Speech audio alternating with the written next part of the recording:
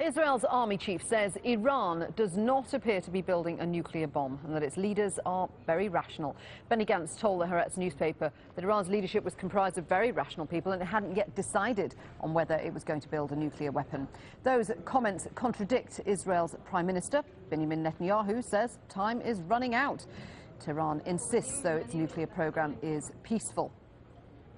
Well, let's talk about this a little further with Thomas Pickering, former U.S. ambassador to Israel, who joins us now from Washington, D.C. Good to have you with us. Interesting comments by Israel's army chief. What do you make of them, and how do you think Israel's prime minister is going to react? Well, I think first, Israeli senior military figures don't often speak out this way. Secondly, what he said was consistent with what U.S. intelligence and what people have said.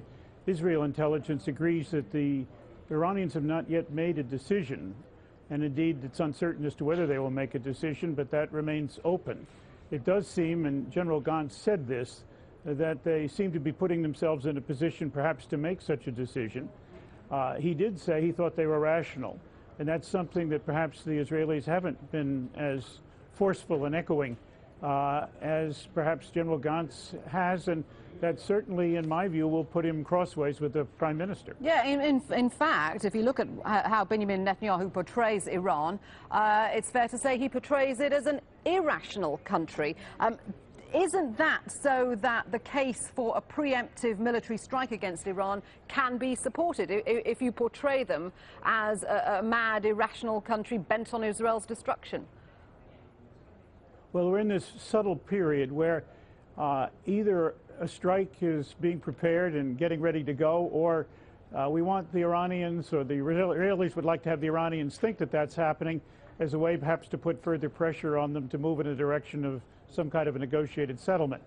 In any event, it's uncertain. It's very clear the Israelis believe that time is running out for them with respect to where the Iranian program is going, and have a different deadline, if you could put it that way, than perhaps the United States has with its very considerable and much larger military capacity. But I have to be very clear. President Obama has said that while all options are on the table, he's been very careful to say that it would be only in the case when it's very clear Iran is going for a nuclear weapon, and we think there are plenty of telltale indicators about that the United States would be prepared to consider all those options, whatever that might mean. I was interested to hear that the U.S.'s top military officer, General Dempsey, also said that he believed Iran was a rational actor. So there does seem to be an unwillingness, certainly at military levels, to launch a strike on Israel, even if that is in the stages of being planned.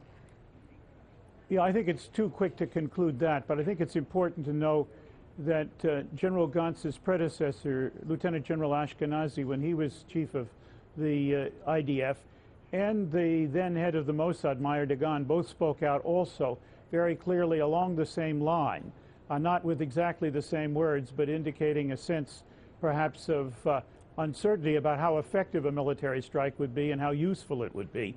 And certainly you're right, General Dempsey some months ago said roughly the same sort of thing that General Gantz has said. Interesting stuff. Thank you very much indeed for joining us. Thomas Pickering there, former U.S. ambassador.